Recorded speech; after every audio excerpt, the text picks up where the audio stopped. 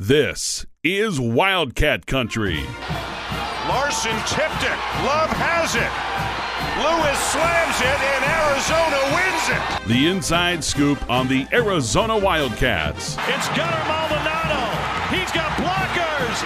Touchdown, Arizona. Ladies and gentlemen, it's time to bear down.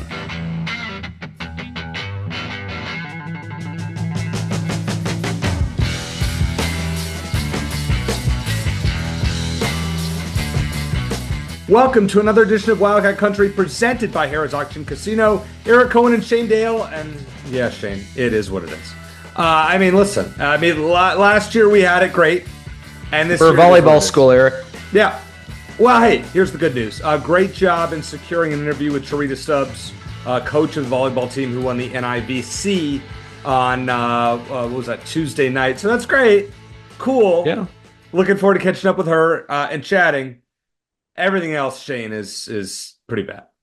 Yeah, we are a volleyball and a women's triathlon school now. Yeah. Well, first of all, before we get into the UCLA game, because I wasn't there this year. We went to the game last year together against Alabama. I wasn't there. You were. What was the atmosphere like in the arena? Was it similar to last year in terms of just being like McHale North? Oh yeah. There was a great crowd. The lower bowl was a pretty good crowd. The upper was like empty. So yeah, it was really, that was kind of a little weird. different from last year. Yeah. Yeah. I had pretty good seats. I was around center court and like 13th row. So I enjoyed it. I got a chance I was sitting right below the broadcaster. So I gave our buddy Ryan Hansen a few head nods. Oh, nice. Nice. So it's, good. We'll have him back on, at some point here soon. So he and Brian were a couple rows above, where I was, talked to our buddy Chris Brown from AZ Bandcat Sports on Twitter. So good to catch up with him. It was it was what it was, Shane. What do you want me to say? It was it was not good. It's on Tommy Lloyd. I tweeted it out, and I'm going to stand by it. Well, and it's one thing to lose a tough game like that because UCLA is a legitimately good team, as much as we don't want to give them any credit, but to lose it that way when you're up 13, I know Arizona kind of pulled the same thing on them last year, but you're up 13 with 8-9 minutes left in what's essentially a home game. Yeah. And you don't, not only do you blow it, but you don't manage a field goal in the last 9 minutes. That there's no universe in which that's acceptable. No. If it was a close, hard fought game, that's one thing. And you and I talked about it. Well, first of all, I'll mention this as well. My cynicism actually won me a few bucks because I'm not a gambler, but I put a few bucks on UCLA to win this one, just because you know what, if they're gonna win, I get something out of it. And by the way, I did the same thing with the Territorial Cup game this year. So if that makes me a bad fan, so be it. It's fine.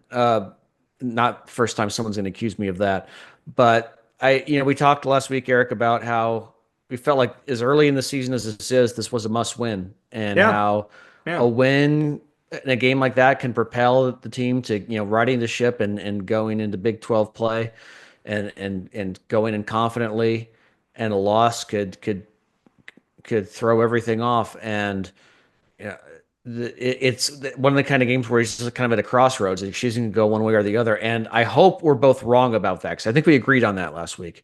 They came back and won. They just beat Samford by 30 some odd points. But you know what? We've seen that a few times already this year. It's nice. They're supposed to do at home against subpar talent, but they don't have a good one to show for it. And until that changes, fortunately, they got plenty more chances. Unlike previous years, if they were going into Pac-12 play like this, I would be panicking a lot more in terms of the NCAA tournament, because they'd have very few chances for quality wins. Fortunately, they still have chances, a lot of chances for those. And the good news is, look, if they don't, look at it this way, if they don't beat some of the best Big 12 teams, they're not going to beat anyone in the tournament anyway. So now they have an opportunity to show that they're going to get their act together. But again, that the way, not just the loss to UCLA, but the way it happened is extremely concerning. I think it's a game we might look back on in a couple of months and be like, that was the breaking point for this team. All right, let's get right to it. We kind of previewed it here, but this is Buy or Sell presented by our friends at Ice Shaker. Go to iceshaker.com. Use promo code Wildcat Country, capital W, capital C. Get $5 off your first purchase. And after you do, please mention Wildcat Country in the post-purchase survey. All right, Shane. I mean, you just alluded to it, so let's kind of reorder here. Number one, I mean, if Arizona goes 12-8 in Big 12 play, do they make the tournament? Yes or no? I'll buy it without knowing who the wins are against, because you win 12 games, your odds are you're going to beat some tournament caliber teams. So yeah, I mean, I guess it's unfortunate from that perspective that Kansas is only on the schedule once. But yeah, I think that'd probably be good enough. They're 5-5 now. They have one more non-conference game against Central Michigan coming up, and they gave you 18-13 going into the Big 12 tournament. Yeah, that would be tough. That'd be tough. I would reluctantly buy, just seeing in the vacuum 12 wins, and then maybe one win in the Big 12 tournament, maybe enough to get him in. But you know what? Regardless of how you feel about this, the fact that we're even talking about this when 3 weeks ago we were thinking, this could be their Final Four year again, even though I know we're gone down that road so many times. Mm-hmm. It's something. I did not expect to be here. I'm not surprised they've struggled a bit. The Wisconsin game, I wasn't surprised. The Duke game, I wasn't that shocked either. But then when you go to the Bahamas, what happened there, and then with UCLA, that we're at a place where I did not think they would be. But to answer your question, I'll just put it this way. I will buy as of now that they will still get in the NCAA tournament, but it is a very reluctant buy at this point. All right. I'm going to be flat out honest here. This team is not making the NCAA tournament. And I based on what I've seen and what I saw in person the other day, I don't see any way they make the NCAA tournament. And you can roast me all you want if and when Arizona makes it. I certainly hope to be wrong. But everything I've seen, this team is going to go 6-5 in all likelihood with a win over Central Michigan on Saturday. I hope so. And they are not going to have a Power 5 win in the non-conference. You are not making the tournament. There is nothing. What can you tell me? You think this team's going to win 12 games in the Big 12? There is no chance. Yeah. What? I mean, and now you're without Mo Krivas, who for an indefinite amount of time, and who knows when he's coming back. Shane, there is no way this team's making the tournament. That UCLA game was make or break. Maybe. Krivas, yeah, he's definitely improved, but I don't. People are going to argue with me about this. I still think there's a lot of individual talent on this team that there is. They just haven't put together. I think in terms of just raw talent, this team is up there with every other team Tommy Lloyd's had, or pretty close to it. And in terms of depth, I think they certainly are. They just haven't put it together. I mean, they were up 13 against UCLA. They can do it. They held UCLA to 36 points in the first 32 minutes of the game, or 30, 31 minutes, whatever it was. So they are more than capable of beating good teams once they put everything together. I just don't have any confidence that they will. I think there are certain teams where you have top 10 or top 25 talent. I think every year you have at least a couple of those teams who have that kind of talent who miss the tournament because they just never put it together. I mean, the football team was like that to a certain extent this year, and I think the men's basketball team, the example is even worse because I think this team still has a lot of talent. And they're still not too late for them to put it together. But, when Tommy Lloyd's still tinkering with the lineup and figuring out, is it KJ Lewis the right guy to start as a third guard, or is it Carter Bryant or no Anthony Del Orso? That's a problem. Yeah, I think, first of all, so I'm going to stand by the fact that I think Arizona has no chance to make the NCAA tournament. You say no chance? No chance. Okay. No chance. Once again, I'll nothing that I've seen with no Power 5 wins in the non-conference. You're 6-5 and you've beaten nobody. I mean, and this team has not shown that they know how to play against good teams. So where's you getting 12 wins at in the Big 12? They'll be lucky to go 10-10. And at that point, you would probably have to get to the championship game of the Big 12 tournament, and that seems extremely doubtful. I think this team is more likely to be under 500 than make the tournament, in my opinion. Remember a question that you a buy or sell question that you made that you asked before the season started, and Joe Sansanon was still committed to Arizona. It was a would you rather have Sanan or Caleb Love for next season. And I think we both reluctantly said Caleb Love, and Matt Moreno did too. But now, I don't know. I don't know. I mean, Love had a great game against Samford. That's nice. But his field goal percentages last year at North Carolina was like 37%. This last year at Arizona, it was up to about 43, which is I think perfectly reasonable for a guy who takes the kind of shots he does. This year, it's lower than it was his last year at North Carolina. It's at 36. At least coming into the Samford game, it's a little higher now, I'm sure. But that's not good. So many guys on this team are shooting worse from three than they did last year, or worse, field goal percentage in general. Del Orso is really the only exception there. So they're not passing the ball as well. They're not sharing the ball as well. They're not taking great shots, and they're giving up too many second chance points, way too many turnovers. The UCLA game, they gave up a lot of turnovers, like in Arizona. UCLA didn't play a very good game. That's the other thing. UCLA didn't play well for the most part of that game, and they still found a way to win, or Arizona still found a way to lose, depending on your perspective. So hold on a second. This will lead right into my buy or sell question. Mm-hmm. It's time to start questioning Tommy Lloyd's coaching ability. Buy or sell? I have a hard time with this because, I mean, look, the guy in his first 3 seasons at Arizona led Arizona to a one or a 2 seed in the NCAA tournament. That there are so few coaches out there who can do that year after year. Lute Olson was one of them. Not even Sean Miller did that at Arizona, not that consistently. So, no, it has not been a very good coaching job this year, and I think so far, and I think he would own up to that. If you're suggesting that Arizona should move on from Tommy Lloyd, I'm not saying that. And but some fans are. I think that's dumb. And I think that is bat poop insane. Yes. But for now, are some of the struggles on Lloyd to bring this team together? I think he would be fair and say, look, the buck stops here with me, and he needs to figure it out. Now, I still think ultimately it comes down to the players. And no head coach is immune from having an off season, no matter how good you're able to recruit or how well you coach. But this, I mean, there's no comparison. This is his worst coaching job so far. Hold on a second. Here's the problem that I have. Multiple times on Saturday, he put a lineup out there with Conrad Martinez and Anthony Del Orso, arguably the 2 worst defenders on the court. And Arizona at one point, they got outscored 10-2 in like 2 minutes. I was counting it towards the end of the first half. And then he did it again in the second half during the run of death where Arizona couldn't make a basket.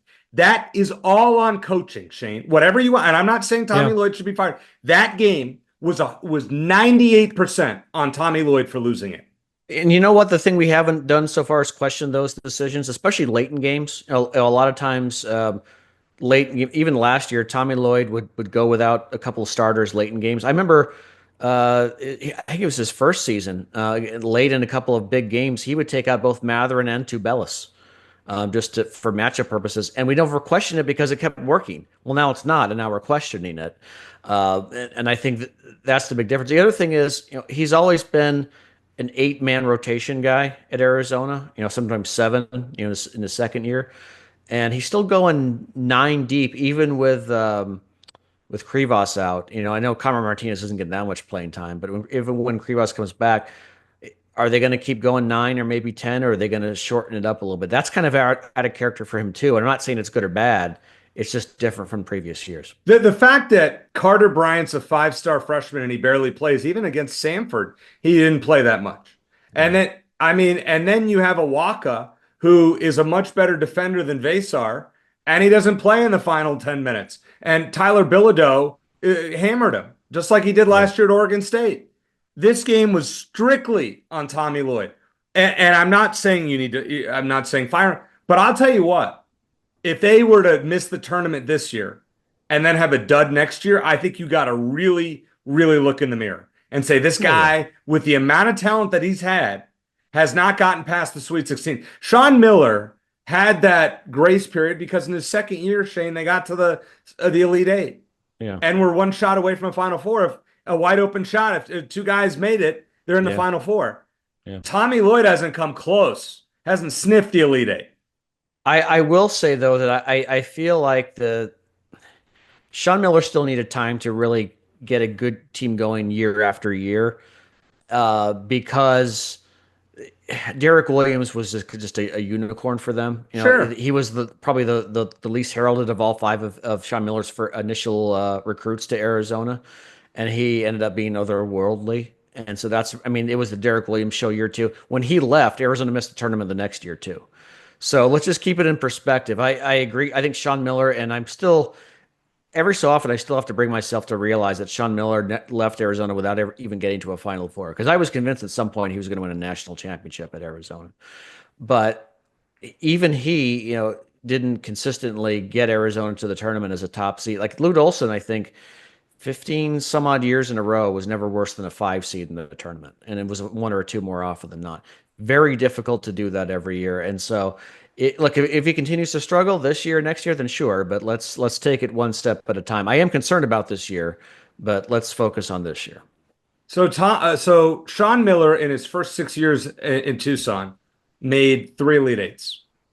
Tommy Lloyd in his first 4 years is probably going to make 2 Sweet 16s. Not good. I mean, any way you want to swing it, that's not good. I know, but I mean the NCAA tournament's such a crapshoot. I feel like it doesn't matter what seed you are. I don't care. Yeah. It's what you do in that tournament. That's the thing about college basketball. Yeah. All these games you go watch at McHale, Arizona could lose every single one.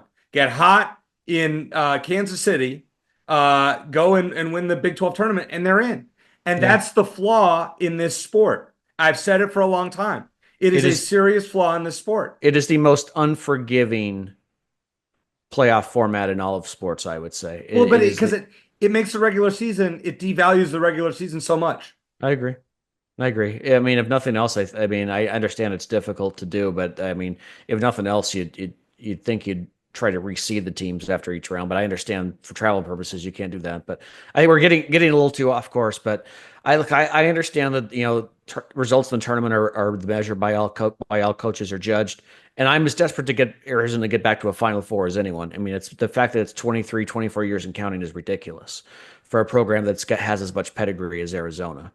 But I don't knock Tommy Lloyd too much for the tournament performances, because it is just difficult to win that time of year. And he can't control if his players just decide all of a sudden to start missing wide open shots one game. Substitution patterns. Put the right guys on the floor. And I saw that was exposed so badly. Yeah. On Saturday. And again, I said this before. I feel like the common denominator for Tommy Lloyd before the season, especially late in games, the guy who would just come through is Pelle Larsson. I think they miss him more than anyone. Mm-hmm. On defense, taking charges, making clutch shots and clutch free throws down the stretch in games. I think he did a lot to calm the team down and make a big play to turn things around when the team needed it. They don't have anyone like that on this team this year, at least not the one that who has emerged yet. But players are getting worse, Shane. I mean, KJ Lewis. I agree with you. It's frustrating. I'm apathetic. After walking out of that arena, I was like, all right. I mean, win a few games in January and get my attention again. But tonight, watching the Samford game, I watched it and I was like, all right. Well, you've been on this road. They beat another cupcake at McHale by 30 points. That's nice. And I mean, that's not out of the ordinary. I mean, if you would just watch those games, you'd think, okay, they must have beaten at least 2 out of 3 of Wisconsin, Duke, and UCLA the way they played. And they look great. Yeah, they look great against terrible teams. Yeah, awesome, great. Mm-hmm. I mean, they would be the MAC champions or whatever small conference. I mean, great. Ivy League, maybe. I don't know. Princeton. Yeah, sure. Well, I don't know what we know about the Ivy League. We can talk about. And once again, I don't want to get rid of Tommy Lloyd, and we kind of deviated this by yourself, but I think it was a fair conversation to have. Yeah. I was extremely disappointed in Tommy for the way he coached that game on Saturday. I felt like you and I, in the final 9 minutes of that game, could have coached better than he did. He didn't do anything. He played the wrong players.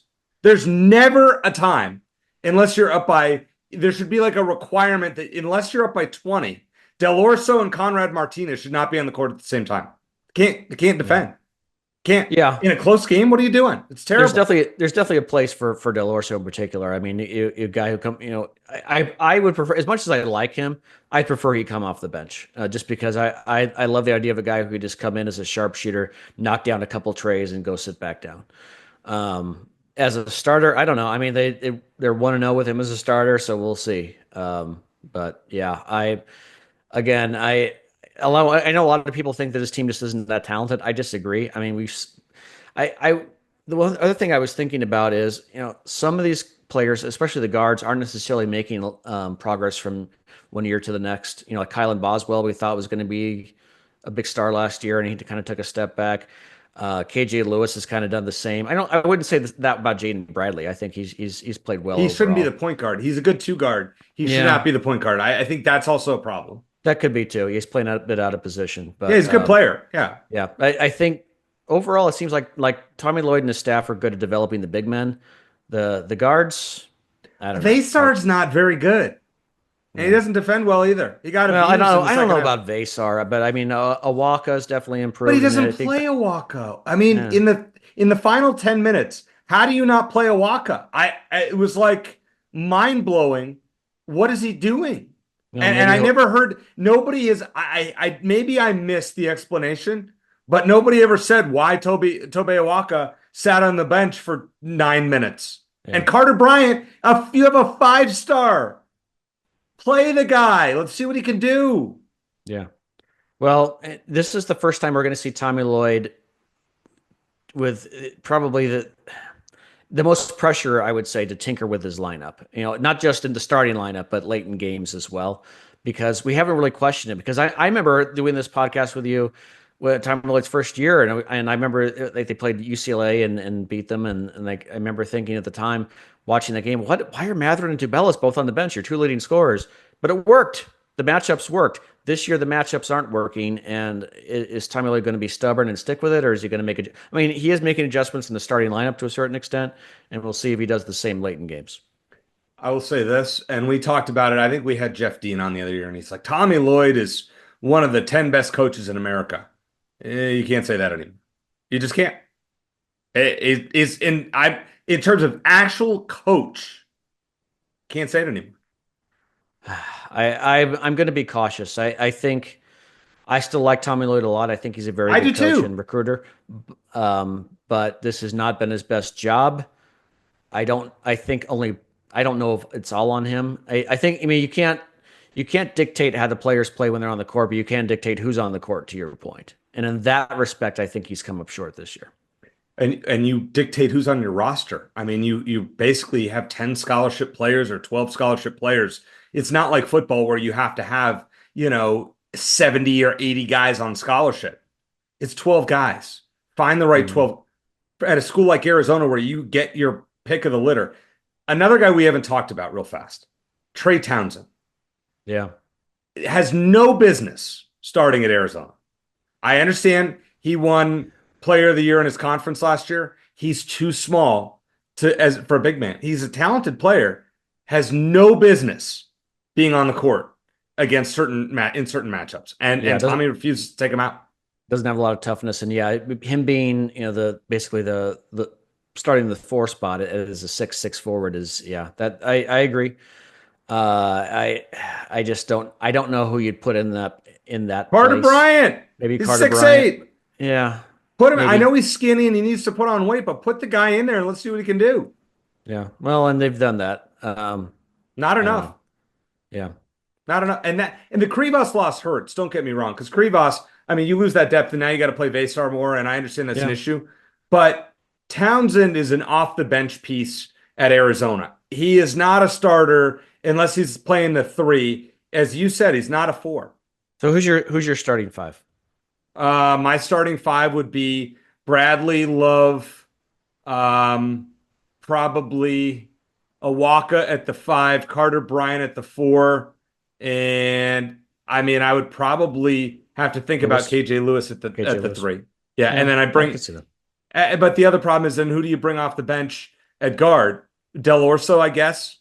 And then you put the other thing is you put Caleb Love as a backup point guard. We know Conrad Martinez is a really good distributor, but he's 5'0". He is not a Arizona caliber player because of his height. Unfortunately, that's in this. Yeah, he just gets abused on defense. The best distributor in the arena against Samford was definitely TJ McConnell by a wide margin. Clearly, the guys. And that again, was a cool ceremony that they did. That was yeah, nice. The effort. I mean, the effort that guy played with. I told the story before, but I remember I went to a game when Arizona played UCLA a few years ago, and Rondé Hollis Jefferson, Stanley Johnson, and TJ McConnell were all back for that game. They're all in the NBA at that point. But they're all back for that game. I remember one TV timeout. They showed Rondé and Stanley Johnson in the stands, and they got a very nice ovation from the fans. The next TV timeout, they showed TJ McConnell, and the crowd just went nuts. I mean, I think if you ask most Arizona fans who was your favorite player from the Sean Miller era, most, or at least a plurality, would say TJ McConnell because he just played his butt off. I remember even his Twitter handle was "I pass for Zona." He was great, and I love that he's had a great NBA career. I mean, he's not going to be a Hall of Famer or anything, but he's played a decade now in the NBA, undrafted. I wish the Suns had signed him last year because they needed a guy who could pass the ball. Does he want a Big 12 coaching job? I could see him being Arizona head coach. I've said it for a long time. I think that's going to be a thing. Yeah. Yeah. All right. I want to talk. We've kind of exhausted men's basketball. We're going to talk some football after we talk to Coach Stubbs. I want to get to this question that Travis threw out in our YouTube comments about Adia Barnes. So the women's team's 9-4. And he said, I'd be interested in a buy or sell on Adia. Eric, you've said she's earned a lifetime contract, but at the same time, she's paid like a top 15 coach, and this program is 4 years removed from playing for a national championship and is now losing games to NAU and GCU. And she's also run off players, refuses to evolve as an offensive coach, gotten into Twitter fights with fans, and basically doing a media blackout this season. We haven't had her on in years. Well, it's not a revenue sport. She would be the equivalent of a Steve Kerr as the men's coach. And I think most alums would want Steve fired if this was happening on the men's side. So do you buy or sell? I mean, Adia Barnes, It's a tricky situation because on the one hand, I mean, the ascent of the program, we've compared, you look at what the volleyball team just did, what the women's basketball team did in the WNIT was very similar a few years ago, in front of their home fans and getting fans excited about the program, and probably more as important as anything, selling season tickets. When I was at Arizona, when I was going to school there, Arizona had a very good basketball team, a top 25 team under Joan Bonvicini at the time, but they averaged maybe 3,000 to 4,000 fans a game, and now they're doubling that, I believe, or more. And a lot of that has to do with what Adia Barnes has built, and you consider the state of the program when she took over, to building it up to WNIT champs, and then 2 years later, it's still hard to believe, just inches away from a national championship, and getting to the Final Four and getting to the national championship game is crazy. And since then, it's been kind of a slow descent back to average. A couple of NCAA tournament appearances. Sam Thomas had a lot to do with that. We've had her on a bunch, to the point where they're starting to not be relevant anymore, and they're not even the second or third best team in the state. So it's tough because the program that she took over was not good, and this program is still definitely better. But I guess in the back of my mind, I kept thinking, well, they'll get back there. That they've had some injuries and this and that. They'll get back into being a relevant team, and it hasn't happened, and they keep sliding down. So I don't know what you do. I mean, Arizona women's basketball is not Arizona men's basketball in terms of the stature, the image nationally. But do you give Adia Barnes? Does she still get credit, in other words, for what she's done with the program previously? Or do you look at what's happening now? And of course, like we mentioned with Brent Brennan, you have a new athletic director who may look to go her own way. It's a valid question. I really like Adia personally. She's been very kind to us with her time on the podcast. But the program definitely is not stayed at toward the top of the conference, and whether it was Pac-12 or now Big 12, it's definitely leveled off, and I think that is a concern. Yeah. So I'm still in on Adia Barnes. I kind of feel about Adia similar to Tommy Lloyd. The problem that I have with Adia is her offense has pretty much been bad, always. I mean, great defensive teams generally, but the offense isn't good. And Ari McDonald kind of covered for that. Yeah. And I mean, since Ari, it's been kind of rough. And the fact that she's not making those adjustments, I don't understand why. And she hasn't come on. We haven't had her on in well over 2 years, Shane. And I don't know if it's for lack of effort. It's not a lack of effort. No, I mean, we can reach out again, and I'll reach out again shortly. Because I want to say to her, like, what are you doing? And I think she's a very good basketball mind. I love the way she recruits. I love her passion. What's she doing to fix the problem? Yeah. She's had multiple teams and the offense still stinks. So Travis's point is legit. Yeah, it is. And I mean, to go from national runners up to losing to NAU because you had one player. You had a Caitlin kind of like Derek Williams, Derek Williams in season 2 with Sean Miller. Yeah, Caitlin Clark at Iowa. I mean, that's what Ari McDonald was. Yeah, and she carried them to a national championship game and almost a title. One player, and you're probably never getting that player at Arizona again, or very, very unlikely. But the offense still stinks, and it's got to be better. And you can't be losing to GCU and NAU. It's inexcusable. I mean, that team's not making the tournament. They'll make the WNIT, and you're right, they're kind of irrelevant. But I'm not out on her yet. I need to see a little bit more. All right, before we bring on Coach Stubbs, I want to remind you that Wildcat Country is brought to you by our friends at Harrah's Auction Casino. And hey, Wildcat fans, get ready to ring in 2025 at Harrah's Auction Casino with the country music vibes of double Grammy nominees Midland, celebrated for their deep melodic harmonies, tart lyrics, and famed steel guitar. This exclusive event will sell out fast, so get your tickets now. And your evening won't end when the last chord is strummed. Harrah's Auction Casino is also hosting an epic after party with zero cover charge. So bear down and make this New Year's Eve one for the record books. Only at Harrah's Auction Casino. Play for all. Just happen to check that out. If you don't have any plans, head out to Maricopa. It is an awesome place. All right, coming up next, Coach Charita Stubbs of the volleyball team who won the NIVT, basically is it NIVC? NIVC. We were talking NIT. You got confused. It got me confused. It's the NIT of volleyball. Good for them. We're looking forward to catching up with her here on Wildcat Country.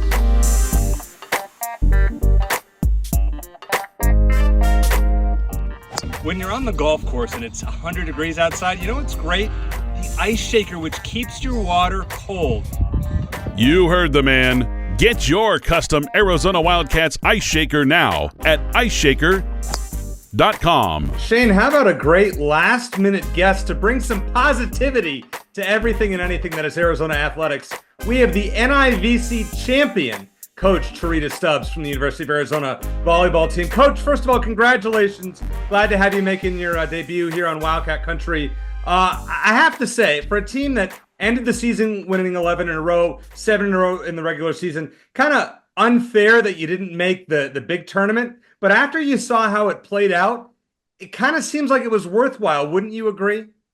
Yes, I spent time thinking about that. The first day when you don't make it and everyone's standing there waiting, that was heartbreaking at that point. But then we realized that we got to move on and be ready for the next. And so let's give everything we have for the NIVC. And so to me, it was nice. Yesterday, we were the last 6 teams still practicing. So I think that says a lot.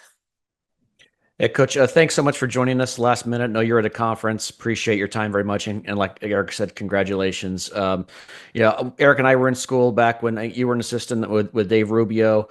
They had volleyball team was very good back then with Kim Glass, Bree Ladd, so many talented players. You certainly had a lot to do with that success, both as a player before then and a coach. What does it mean to you to carry on Dave Rubio's legacy at Arizona and maybe use that to build your own as a head coach? Dave did so much for me. I tell everyone that he saved me as a player. He helped me become the person that I needed to be as a player and as a teammate. He gave me an opportunity to coach when I had no desire to coach. And then he gave me the chance to come back. So I am in debt to Dave because of everything that he's done for me. And, he is my role model in it. I do a lot of things that he did. So I'm excited. Anytime I win, I think it's his winning as well, because there were so many goals that he still had that we didn't achieve as a staff. So now it's my responsibility. Yeah, and Dave is one of the most beloved figures out in Tucson as well, and was when I was there 20 years ago, and still is. Uh, the match against Bowling Green, you're down 2-1, but you guys, I think, had won 10 games in a row, 10 matches in a row already. What was the mindset of the team going into that fourth set, where the fans? I know the fans were behind you, but you lose one more set and you're done. What was the mindset going into that fourth set, then the final set? Well, in my head, at one point, I was like, okay, we cannot lose in front of all these people because there are so many people that just want to catch on and catch fire. And at one point, I said that to the team. I said that, we have people here that don't necessarily know a lot about volleyball in terms of when to cheer and when not to cheer because they actually cheered one time and they should not have. Ah. And it's kind of funny. But then when we responded, then they responded off of what we were doing. And that's exactly what you will want to happen. But my goal was never for them to feel any stress. It was just to kind of relax, do what we've been doing. And the expectation is for us just to play one ball at a time. And I said that they're never going to give up. And we knew that going in, that Bowling Green was going to be a team that was used to fighting. I didn't think they were going to be as scrappy as they were. However, I'm glad that they were. Well, I'll tell you what, Coach. I mean, as we were talking, before the show, with Katie, who's the SID, that a normal, I guess, crowd for you guys is around 1,200, and you had more than double last night. What does that mean to have that extra fan support and getting the attention of people in Tucson, kind of like what the women's basketball team did the other year? Well, it gives me motivation watching Adia go from having no one in the gym. I remember before you can walk in a basketball game and sit wherever you wanted at any point to now is reserved seats and whatnot. And I always knew that basketball, men's basketball did it, softball had done it.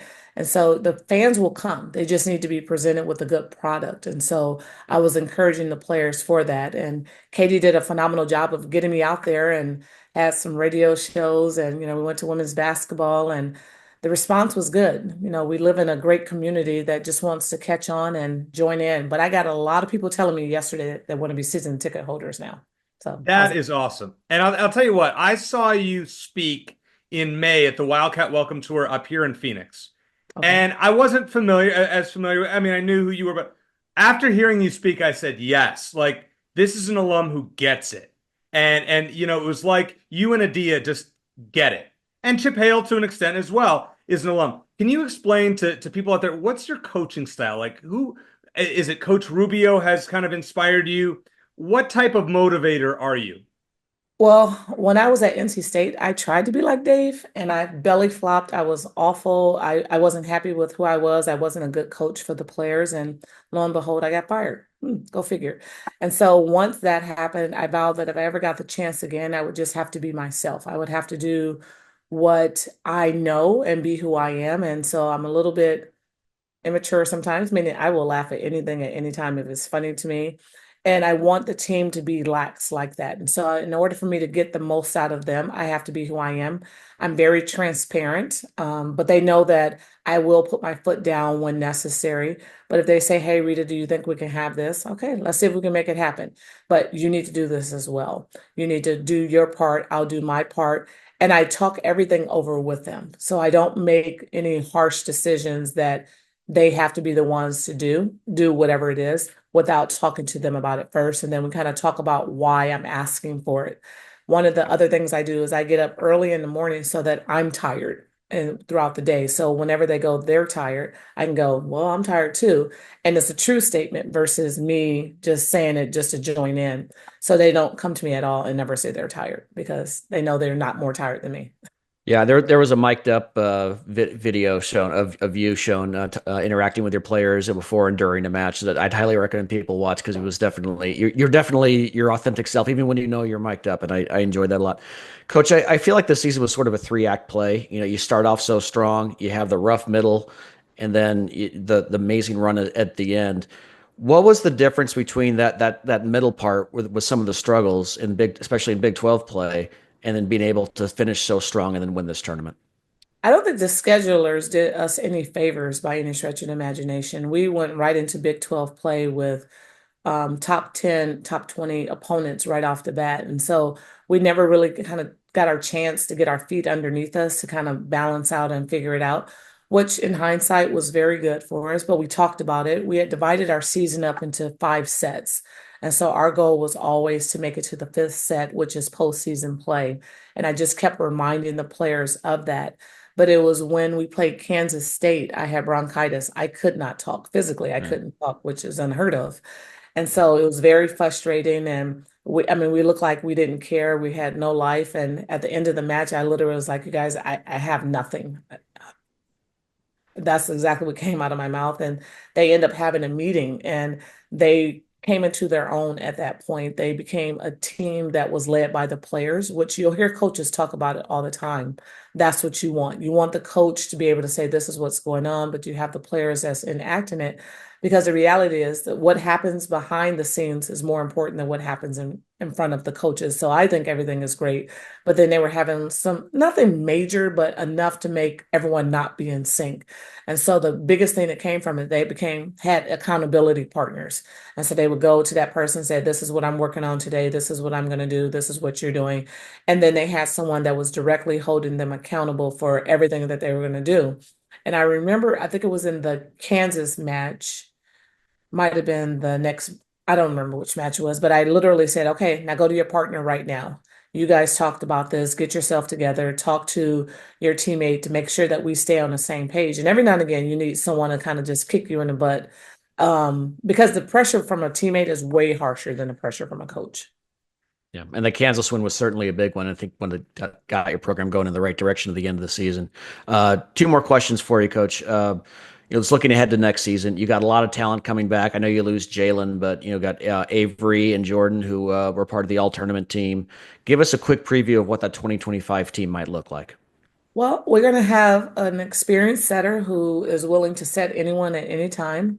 You're going to have Jordan being the person that is looking for every ball to come to her. She took over 1,000 swings this year, and Carly took about close to 900 swings, so her numbers will go up as well. But I have to find a body that can replace Jalen, who also took about 1,100 swings on the season. And so I've already started talking to a few players and saying, hey, you're going to have to give us this many digs. You're going to have to give us this many blocks, and you got to be ready to swing out of the back row. But we're going to always be a group that is working together. And I told the team at the end in our little huddle that we had is like, I thanked them. I thanked them for buying into what we were doing. I said, I know many of you wanted to play more. The situation didn't allow itself for it, but do know that you're part of what's taking place, because had you not worked hard in practice, we would have never had the reps and the personnel to be able to push and do different things. So I will go into the portal and hopefully find a couple players that are able to fill our pieces. I shared that with the team. I'm always transparent.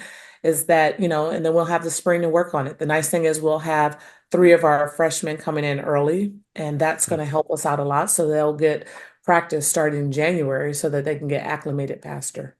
Awesome. All right. And my last question for you, Coach, and again, we appreciate your time very much. I know you made a pitch to the fans and you got on the mic after the match last night and told them, we need your support going forward. But just for those, even though like us in the Phoenix area who, we say, well, we'll come down for a men's basketball game, but I don't know if we're going to come down for it. What do you want to say to fans in, Tucson or Phoenix or anywhere else about why they need to come out and support this team next year? Because as one, we bear down. The fact that we got as many fans in the stands in that match yesterday because of the little things that we did to go out. And once you put a face in front of the fans, it's kind of hard for them to say no. But if, you just make a phone call or you send an email, it's like, oh, I'll get back to it. I can attest to the number of things I've missed out on. But we're going to always be fun and energetic. We're going to give everyone the best that we have, and we're going to support our other sports as well. And so we'll be promoting volleyball throughout the season. It was nice. I was sitting on a plane this morning and this guy next to me go, hey, you're the volleyball coach. That's never happened to me before, by the way. And I was like, well, yes, I am. He goes, you won last night. I saw it in the paper. And the next step is for him to know your name, right? Right. And I'm quiet in that sense. I'm not going to go and say, hey, look at me, look at me, look at me. But if you start a conversation, it's on. So my last question for you, Coach, we love a little like insider talk. How did the other coaches and teams support your program, especially through this run? I saw Adia was there last night, and some of the women's basketball team. How about I think some of Coach the other Brennan sports? Was there as well. Was he there? Oh, yeah. Well, I think Chip had to go out of town, but he was at the game beforehand. And, everyone sends messages. We have a group text for all the head coaches, and we sit back and we talk and we problem solve. I get to ask questions. I've gone into Tommy and Adia's practices. I've gone to Brent practices just to watch. So my 5 sets, I actually got that from football. It's something I saw in their practice. The the competition we had in the locker room, I got that from football. I was able to go to men's basketball practice and I saw some things and I took back to the team and shared it with them. So the support from all the coaches has been very instrumental. John let us come into their gymnastics practice early the other day and made a little video because I have a girl, Haven, who can actually flip like gymnasts. And so, linking up together, and that's what it's all about. That's what the Tucson community is about, and they understand that. And so I'm just going to emphasize it even more because I've had people in the past say, "Oh, I'm going to football, and then I got basketball on Wednesday. I just can't get out there on Tuesday."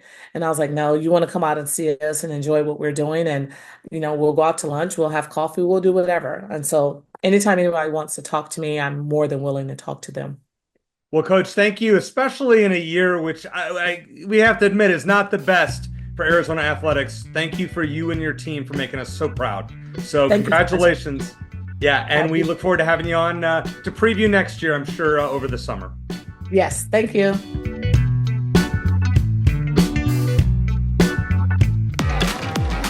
Discover more Play for All at Harrah's Auction Casino. Hi folks, here are your drinks. Where having fun means racking up reward credits with the Caesars Rewards loyalty program that can be redeemed for food, free play, hotel stays, and more. Not only here in the city of Maricopa, but also at more than 50 Caesars properties coast to coast. From Harrah's Las Vegas to Caesars Palace in Atlantic City. What are you waiting for? Play for All at Harrah's Auction Casino, the official sponsor of Play. Thanks to Coach Stubbs for joining us. Pretty cool to catch up with her the night after she secured the NIVC championship for Arizona. Yeah, and I just want to mention thank you again to her and for Katie Vick, the SID with the volleyball team. I texted Katie earlier in the morning, like the night after they won the championship, and said, "Hey, I know this is super last second, but is there any chance Coach Stubbs can join us tonight? Anytime, we'll make it work." And she reached out. Coach Stubbs said sure, and came aboard our fledgling podcast in the corner of the internet. So I really appreciate both of them, especially this close to the holidays. I know it's a hectic time. Very much appreciate that. Thanks, Katie, as well, if you're listening. All right, let's talk a little football here. Shane, things are kind of looking up. We got a new offensive coordinator in Seth Doege, who is from Marshall, a team that I enjoyed betting on this season. They're the best team against the spread. This season they had to pull out of their bowl game, sadly, because they lost their entire team, basically. When Charles Huff went to Southern Mississippi and Doege left and then all their players left. But I thought it was a good hire. I want to get your thoughts on Doege and now keeping Noah Fifita, which was announced on Wednesday night. Yeah, Noah Fifita staying is obviously a big deal. It's interesting that there were a lot of reports from people who are usually pretty consistent and pretty accurate about him entering the transfer portal, and that didn't happen. It's just interesting how that, the people who ordinarily don't get those things wrong. So interesting to know what happened there. But yeah, I think Fifita was looking at who was going to come in at OC, and Doege, I think, is absolutely perfect. I mean, I have mixed feelings about the air raid offense. I don't like it. I do too, as long as you have the ability to run the ball as well. But I bring in a young play caller, a guy who's played the quarterback position as well. Yeah, I like it. I like it. I think that it's a lot of times I think teams kind of try to go like the opposite of the previous guy, whether it's a head coach or somewhere else. And I don't know that always works, but in this case, I think going from a guy who hadn't called plays in over a decade to a guy who had a great offense. You have to forgive them for not, lighting up a scoreboard against Ohio State, but they did very well otherwise. Once they made a quarterback change, I think they were 7-1 with Braylon Braxton at quarterback, and they won a conference championship. And he's a Mike Leach protege, so I like that from that point of view. I am interested to see if Arizona is going to bring in a quarterback maybe from the transfer portal. Certainly not one they plan to start. But yeah, they have a couple of decent guys coming in as freshmen. They just, including another one they signed from Purdue a couple of days ago, who decommitted from Purdue after their head coach was fired. But it's rare that you'd see a true freshman step into that role and succeed right away, unless they're 5-star, top of the next generation, once in a generation or once in a decade kind of player. So you can't really expect that. So I would like to see Noah have a little, I wouldn't say competition, because he'll be the starter next year. But if he does happen to get hurt, or he just isn't effective, which I think is the lesser of the two, less likely of the two, to have someone viable come in and not have it potentially derail your whole season. A lot of times if your starting quarterback goes down, it is going to derail your season, regardless of how good you are. But it would be nice if they brought someone else. But yeah, they're off to a nice start. A couple of decent wideouts they brought in, including Luke Weissong, who torched Arizona. What's that? Yeah, Weissong from New Mexico, and then Chris Hudson from Washington State, who they got today. Yeah, so that was nice. The problem that I have, Shane, is their lines. They have to be good on the line of scrimmage. Yeah, and Wendell Moe just went to Tennessee. I mean, they basically lost the entire defense. I am very concerned. That's why, as of now, this is probably not, this team's not winning more than 3 or 4 games next year. As of now, a lot can change. Yeah, this team, this is the actual reset. I think a lot of people were, including myself, were expecting when Brett Brennan came in to just have a complete reset when he came in. But then you think, you see so many players returning, including Fifita and Tedderode McMillan and Takario Davis. You think, okay, maybe this isn't going to be a reset. Maybe we can pick up where we left off.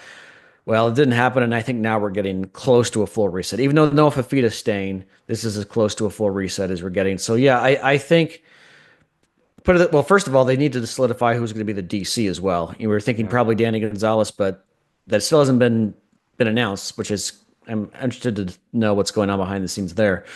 But I think I agree with you. I think this is probably a 3 or 4 win team again next year. At least as of now, we'll see if they make any big moves in the transfer portal. We got a long way to go there. Yep. But I think this team next season is going to have about the same record. But I think we're going to end the season feeling a little bit better about them, because I expect this team to be more competitive, be more competent, be better coached next season. If that doesn't happen, then we're going to have a new head coach in 2026. Yeah. But I think this team is going to look sharper. They're going to have an identity. It's just going to take a while to get back to where they were a couple of years ago. Yep. I would probably agree with that. But it was nice to see, Doege is the hire. I think it's good for Noah Fifita, the air raid offense, get rid of the ball quickly. That's one thing you have to think about. They was holding on to the ball way too long. He was. And just a lot of the throwaways this year, and just throwing it up to T-Mac. Chris Hunter, Weissong, Hudson. That's a pretty good trio. I'd like to see another one come in there. Got to improve the line of scrimmage. That's a key. It won't matter. None of that's going to matter, Eric, if they don't have the ability to protect Noah Fifita and they can't get after the quarterback. They made a couple moves on defense as well in the transfer portal, but they got a long way to go there. But yeah, it's still beating a dead horse, but it's football, still a simple game. You win the battle up front, you win the turnover battle, you're going to win almost every single time. And last year, 2023, Arizona got the push up front on both sides of the ball more often than not, thanks to talent and just more depth than most teams had. This past year was completely the opposite, partly with injuries and partly just with a lack of competence in the coaching staff or the players, or a combination thereof. They just got beat at the line of scrimmage on both sides of the ball. And that was the biggest difference. It sounds simplistic, but it's still pretty simple. Their offensive line just wasn't good. They got pushed around. They weren't getting to push on defense. And if neither of those things change next season, it doesn't matter how many guys at skill positions you add, it's going to be a while before this team is competitive again. Pretty terrible that T-Mac didn't win the Biletnikoff Award as the best receiver in the country. Nick Nash from San Jose State or T-Mac deserved it over Travis Hunter. Yeah, and I tweeted this out, or X'd it, whatever it's called now. Travis Hunter, I think he had a stronger case for the Heisman than they did any of the wide receiver or defensive back awards. Yep. If you're just because, put it this way, Travis Hunter would not have won the Biletnikoff if he wasn't great on defense too. That makes no sense. There's no, I feel bad for the Heisman voters because it's difficult to gauge a player like that because we haven't seen one since like the first half of the 20th century when most guys played both ways. Travis Hunter is completely and is like the Shohei Ohtani of football now.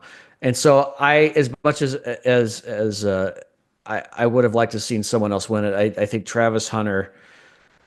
I can't argue with it too much, but to win just the top wide receiver, top DB, that he wasn't top in either. He was top 10, which is amazing, but he wasn't the top in either. And so from that perspective, I think that was a complete farce. I would agree with you. One more thing I want to bring up, our old buddy, Rich Rod, going back to West Virginia. And you had a chance to communicate with him a little bit.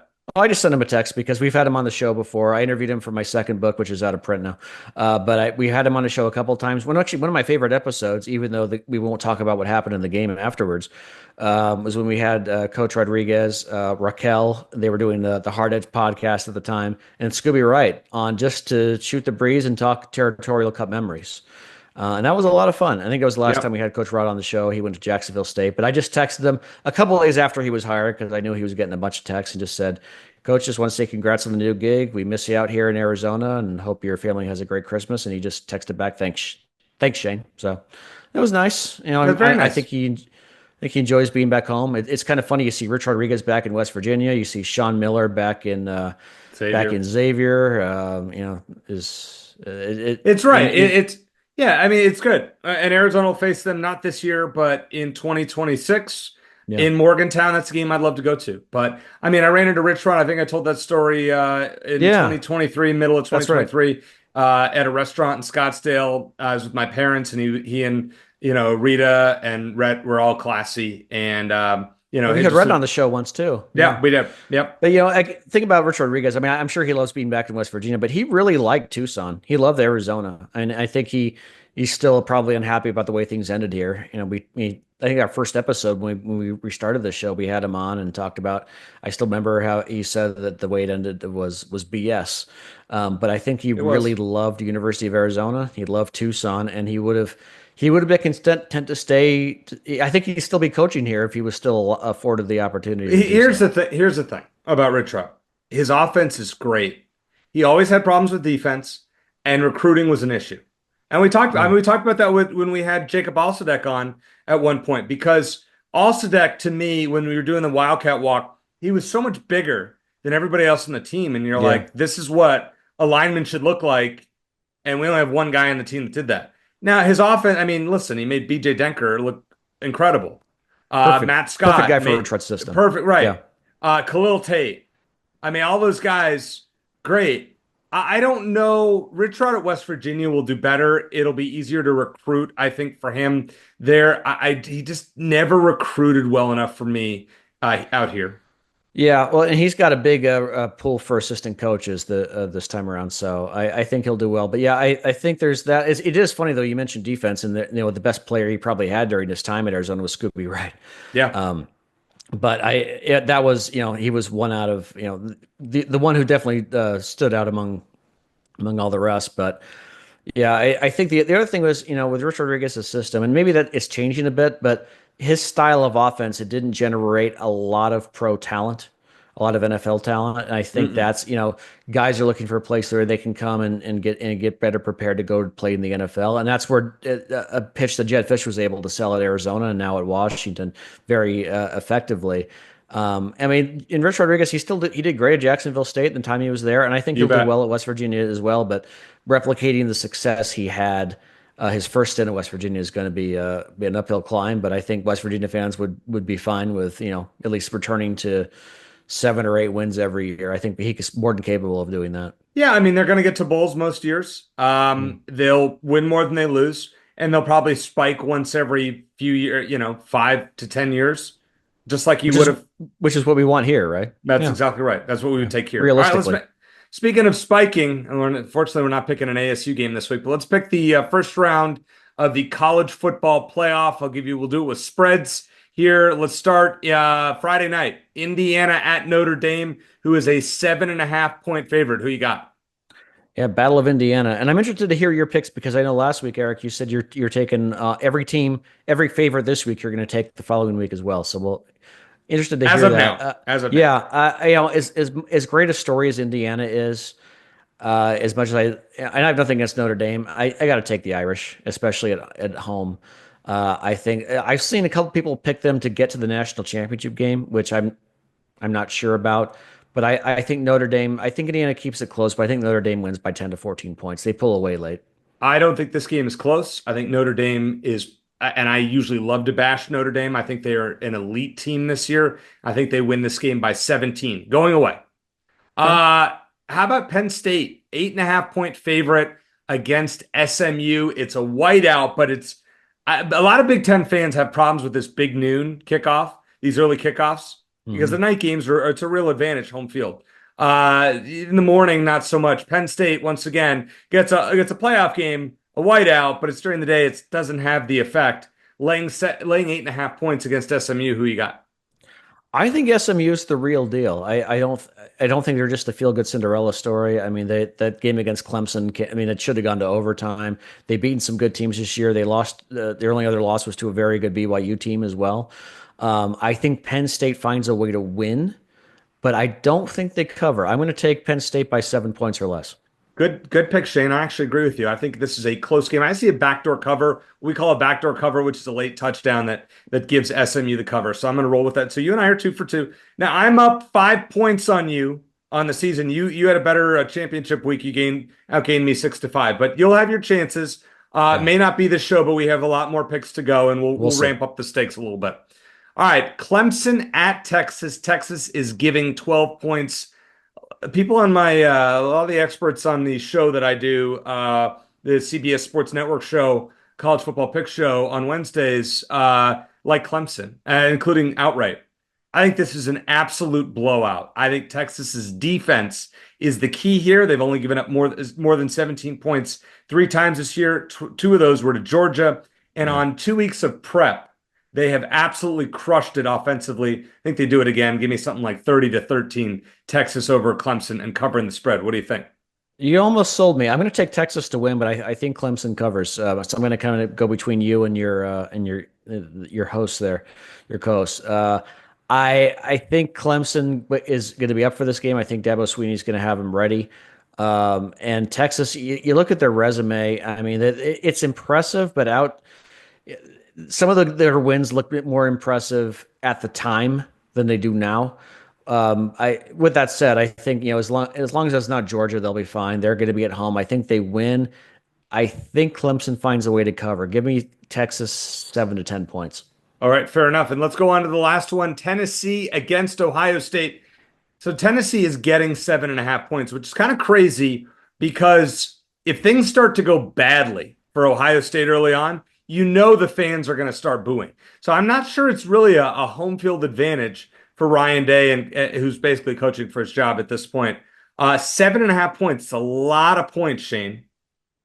You wonder how this team is going to get back up after losing to Michigan, because they've got to be frustrated about that. And they can either take the approach of, okay, we're going to come back and, Michigan's not even in the playoff. We can win this whole thing and feel better. Or they're going to just, has it been a tough few weeks for them? And I'm sure it's been a little bit of both, but I think a lot of times when you lose that kind of game, it's tough to get up. So partly just for the sake of keeping things interesting, partly because I think Tennessee's that good. Give me Tennessee as my upset special. And I know we're not doing upset specials, but I'm going to take Tennessee. I'm going to take Tennessee to win. I think they're a legitimately good SEC team, but definitely at least the 3rd best team in the conference. Georgia and Texas probably a little bit better, but I think that I'm not sold on them to win. All I have to do is pick them to cover. But so I can. I'll give you a bonus point if they hit it outright. Okay, fair enough. Well, then I'll take Tennessee to win by a field goal. I'm going Ohio State to win by a touchdown. So I'm going to take the half point there with Tennessee to cover the spread. However, I like the under in this game. You have 2 top 4 scoring defenses in the country, and I expect this one to be low scoring. I'd be surprised if it was a shootout. So I see something like 20-13 Ohio State over Tennessee. How about your championship exacta? So an exacta in horse racing is X over Y. Give me your winner and loser in the national championship game. Oh, winner and loser. You know what? I think before the season started, I had Oregon over Georgia. Yep. Which, I mean, I made some bad picks for the CFP, but those were at least 2 two decent ones. It's funny because I'm not as sold on Oregon as I was, even though they're the number one team in the country. But since I picked that, I don't see any reason not to roll with that at this point. I think Georgia seems to have Texas's number. Oregon, Ohio State would be a heck of a rematch. That could be very interesting. But of course, I'm not picking that to happen. So, and I'm not going to pick ASU. So I'm going to stick with it just for the sake of being stubborn. I'm going to take Oregon over Georgia. I am going to go, as you referenced it earlier, going Texas over Notre Dame. And I usually will fade Notre Dame at all costs. I think this team is legit. I think they're going to destroy Indiana. I think they're going to upset a Georgia team that is in flux. I think they're then going to beat Penn State, who I think got the best draw of any team and really isn't all that great. And I think they get to the finals and face a Texas team that is motivated by losing to Washington in the semifinals last year. And I think Texas finds a way to beat them in the national championship game. But, we'll see how this plays out. Right. As long as ASU doesn't get past, and let's hope they get annihilated in the Peach Bowl and we don't have to talk about it anymore. I mean, this is the worst case scenario. I mean, we've discussed that. We'll talk about it in our next show. So we are going to probably do a show closer to New Year's, wishing you, your family, and everyone out there a Merry Christmas, Happy Hanukkah, Happy Holidays to all. Very grateful to do this show with you every week, and for those of you who listen and comment on our feeds. Any words from you there? Doesn't Hanukkah begin on Christmas this year? It does, actually. It's very strange. Okay. Yeah. Well, very happy Hanukkah to you and your family. We're actually going. My family, my wife, son, and I are going to be in Spokane visiting my wife's brother and his wife. My brother-in-law actually went to law school at Gonzaga, so he's a big Zags fan these days. So we've had some discussions about Tommy Lloyd. I'm sure we will when we're up there as well. But hoping for a white Christmas. Not hoping to drive in it, but I hope my son gets to play in some snow there. So we'll bundle up and Merry Christmas and Happy Hanukkah and be safe and healthy, whatever you're doing with your time during the holiday season. Thank you. And for all out there, Shane and I said, Merry Christmas, Happy Holidays to all of you out there. Thanks to Coach Charita Stubbs for joining us on short notice here on Wildcat Country. So for Shane Dale, I am Eric Cohen. Thanks for listening. And as always, bear down.